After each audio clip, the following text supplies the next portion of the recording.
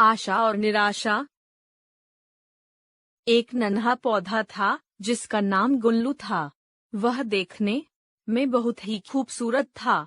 उस पौधे के पत्ते हमेशा उल्लास से ही भरे रहते थे। सब उस पौधे से बहुत प्यार करते थे और सुबह की पहली किरण भी उसे सुप्रभात कहती।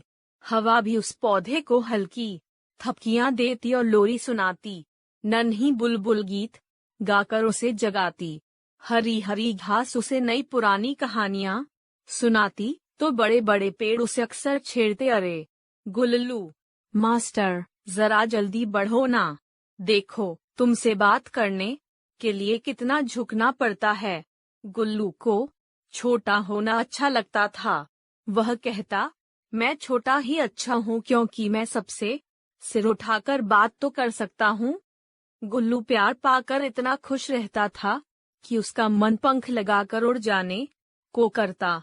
लेकिन इससे पहले कि गुल्लू ज्यादा सपने बुनता, उसे बगीचे से उखाड़ लिया गया क्योंकि दो लड़कों की नजर उस नन्हे पौधे पर पड़ गई थी और उन्होंने अपना घर बनाने के लिए उस पौधे को उखाड़कर एक क्यारी में लगा दिया और खूब पानी डाला। फिर बार बार आकर देखते कि नन्हा पौधा ठीक ठाक है कि नहीं। पर गुल्लू को यह नई जगह बिल्कुल अच्छी न लगी। गुल्लू को सब कुछ फीका फीका और पराया सा लगता। न ही किसी से जान पहचान थी और न ही मेल मिलाप। गुल्लू को बहुत दुख होता और गुस्सा आता था। उसकी मर्जी जाने बिना किसी को मनमानी करने का क्या हक।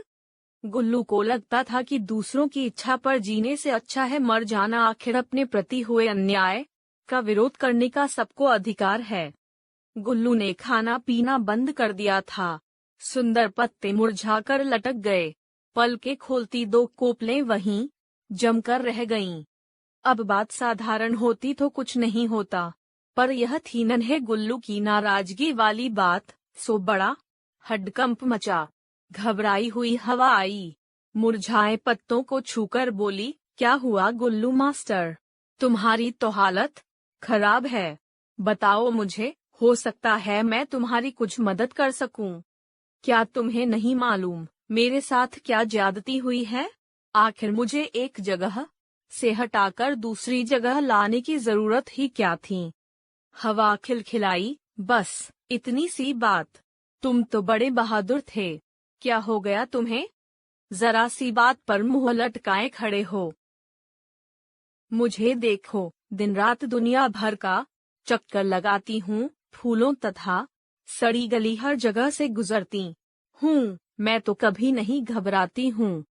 तुम्हें भी हिम्मत नहीं हारनी चाहिए। मैं हमेशा तुम्हारे साथ हूँ। जो हुआ उसे भूल जाओ। खुश रहो।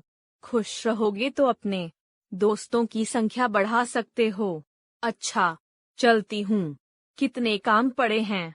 अभी फूलों को संदेश देना है, तितलियों व मधुमक्खियों को। इसे देखो। गुल्लू बड़बड़ाया, हृदय नाम की चीज नहीं क्या? कोई बिजली का स्विच है कि दबाओ और झट से उजाला हो जाए। तभी सुनहरे बालों को लहराती किरण आई और बोली, मैंने सुना कि तुम उदास हो। जानते हो, उदासी और कमजोरी मेरी पसंद नहीं है। कमजोर लोगों को दुनिया दबाती है, हंसती है। अरे, मजबूत बनो मेरी तरह। जब नाराज होती हूँ तो दुनिया घबराती है। एक दिन दिखाई न दूं तो हलचल मच जाती है। जिंदा दिल बनो, छोड़ो यह उदासी। अच्छा यह बताओ, क्या मैं तुम्हारे काम आ सकती हूँ?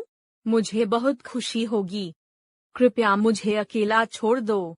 बस यही काफी हो गया, गुल्लू ने उकता कर कहा।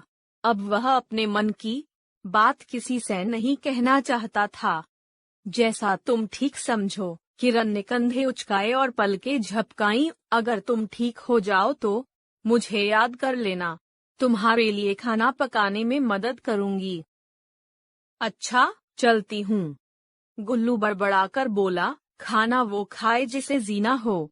यहाँ कोई अपना नहीं, सब स्वार्थी हैं, हृदयहीन हैं। किरण की बातों से उसके पत्ते कुछ ज्यादा ही लटक गए थे। इन सब से ठीक तो पानी ही था जिसकी बातों में ठडंक थी। बेचारा शुरू से ही खुशामद में लगा था। देखो गुल्लू भैया, तुम यूं रूठे रहोगे तो सब लोग मेरा मजाक उड़ाएंगे कि गुल्लू ने अपने सबसे गहरे दोस्त की बात भी नहीं मानी। तुम्हारी हार मेरी हार है, इसलिए अपने लिए न सही मेरे लिए ही कुछ खा पी लो। बेशक पानी की बातें गुल्लू को हमदर्दी भरी लगी, पर मन का खालीपन नहीं गया। उसे नहीं लगा कि इस नई जगह पर जीने और खुश रहने लायक कुछ है। उस अनचाही स्थिति में जीने का कोई विचार नहीं था। दूर डाली पर चिड़िया कह रही थी, बेचारा गुल्लू, कितना बुरा हुआ है उसके साथ, अब जरूर मर जाएगा। गुल्लू को विश्वास हो गया कि अब उसके पास एक ही रास्ता है, वह है मर जाना। सचमुच उसके पत्ते बिल्कुल मुरझा गए। मिट्टी को बहुत चिंता हुई, उसके होते एक प्यारा पौधा सूख जाए बड़े दुख की बात होगी। वह तो चाहती है उसकी गोद में हर पौधा खूब बढ़े खिले। उसने धीरे से पुकारा, क्या सचमुच तुमने मरने की ठान ली है गुल्लू? क्या तुम्हें कोई शक है? गुल्लू ने उल्टा प्रश्न किया।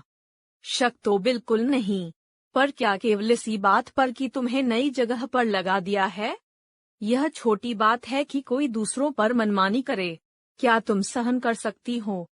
हाँ, मिट्टी ने गहरी सांस ली, तुम ठीक कहते हो, यह सहन करने वाली बात होनी भी नहीं चाहिए।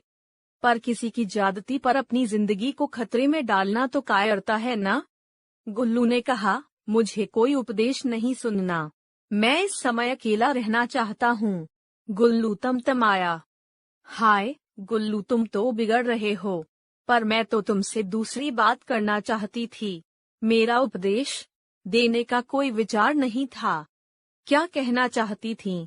यही कि खुश रहो, मजबूत बनो, तभी दोस्त बनेंगे, तभी दुनिया झुकेगी। कह डालो, कह डालो। ऑफ ओ, वह सब नहीं कहने वाली। मैं तो यह बताने आई कि कुछ ही दिनों में तुरानी आने वाली है। वह हर मौसम में आती है। तुरानी आने वाली है तो मैं क्या करूं? गुल्लू बात काट कर बोला। अरे बाबा, पूरी बात तो सुन। वह खाली नहीं आती, साथ में रंग बिरंगे फूलों का टोकरा भी लाती है। तो मुझे उससे क्या? हाँ, यही जानने वाली बात है। दरअसल वह पेड़ पौधों को फूल बांटने आती है। तुरानी किसी को सफेद फूल देती है, किसी को लाल, किसी को बैंगनी, तरह तरह के फूल सभी तुरानी से मांगते हैं। फिर गुल्लू को यह जानकारी कुछ दिलचस्प लगी। फिर नहीं समझे? सुनो, मेरा विचार था कि तुम भी अपने लिए फूल मांग लेते। हाँ, बिना मांगे वह नहीं देती। मेरी समझ में तुम पर गुलाबी फूल बहुत अच्छे लगेंगे, वही छोटी रेशमी पंखुड़ियों वाले। नन्हे गुल्लू के मन में एक लहर सी उठी।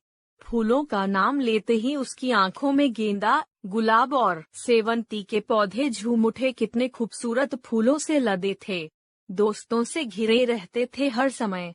भौंरे गीत गाते, मधुमक्खियां नृत्य करती, तितलियां कानों में जाने कैसी गपशप करती कि फूल खिलखिलाते।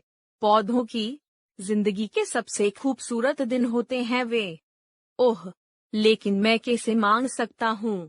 मेरी तो हालत ही खराब है। नन्हे गुल्लू को मानो भूल का एहसास हुआ। बस यही तो समझाने वाली हूँ मैं तुम्हें। तुरानी हमेशा स्वस्थ व प्रसन्न पौधों को ही फूल देती है। तुम चाहो तो अब भी बात बन सकती है। अभी बिगड़ा ही क्या है? पर कैसे? गुल्लू की आवाज में अब उफलाहट थी। बड़ी आसानी से।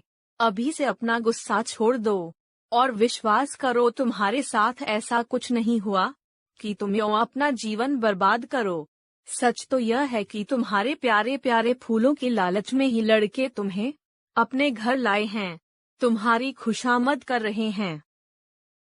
तुम्हें तो खुश होकर सबका प्यार स्वीकार करना चाहिए। इस नई जगह पर तुम्हारा भरपूर स्वागत है। हाँ, जिस दिन तुम्हें फूल मिल जाएं, मुझे जरूर बताना। मेरे लिए बेहद खुशी का दिन होगा। अगली सुबह सबने देखा नन्हा गुल्लू खिलकर मुस्कुरा रहा था। मुरझाए पत्ते ताजे और प्रसन्न लग रहे थे। सहमी हुई दो कोपलें भी आंखें खोल रही थीं।